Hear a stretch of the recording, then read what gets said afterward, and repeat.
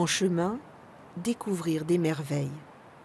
Ces fameuses gravures rupestres réalisées il y a environ 3500 ans avant notre ère. En termes de gravures piquetées, on est à peu près à 40 000 gravures sur les deux sites, Merveille et Fontanalbe. Et puis avec des gravures linéaires, on arrive à 100 000 gravures sur les deux sites. On les connaît toutes? Alors on les connaît toutes, peut-être pas, mais en tout cas une bonne partie. Ouais.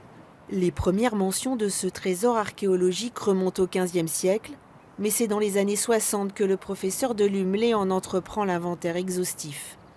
Première interrogation, mais que venaient donc faire à plus de 2000 mètres d'altitude les hommes du néolithique? On a retrouvé des restes, que ce soit de caprins et d'ovins, donc de chèvres et de moutons. Donc bon, c'était des bergers qui venaient sur le site l'été.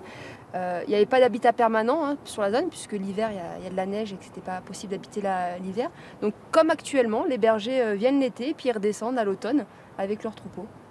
Fort logiquement, ces éleveurs préhistoriques nous racontent leur quotidien, dessinent leurs armes, leurs outils, leurs villages, leurs champs, nous offrent parfois même luxe de détails. Alors ici, vous avez un petit personnage qui est sexué, donc c'est un homme, on a le sexe, on a les pieds, et on a un bras qui part vers un attelage. Donc ce qu'on appelle un attelage, vous avez deux bêtes, deux corniformes, deux bêtes à cornes, qui sont attelées par un joug, donc vous avez une ligne qui les relie tous les deux, avec un timon et le soc, donc ça c'est l'arrière, donc c'est un instrument pour labourer, donc c'était des agriculteurs, les personnes qui venaient ici pour faire ces gravures.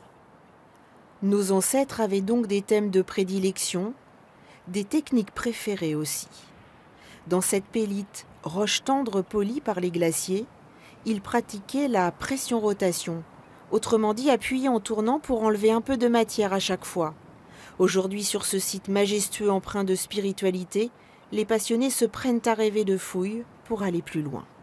Nous, les gravures, on les date sur les roches par typologie. On fait des comparaisons avec des armes gravées avec des armes réelles. Donc c'est une des méthodes, pour le moment, une des uniques méthodes qu'on a pour dater les gravures.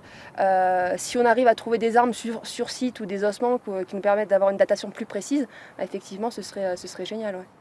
L'altitude et le climat rude rendront la tâche difficile. Mais c'est sûr, les sites de gravures rupestres du Mercantour qui figurent parmi les plus grands d'Europe n'ont pas livré tous leurs secrets.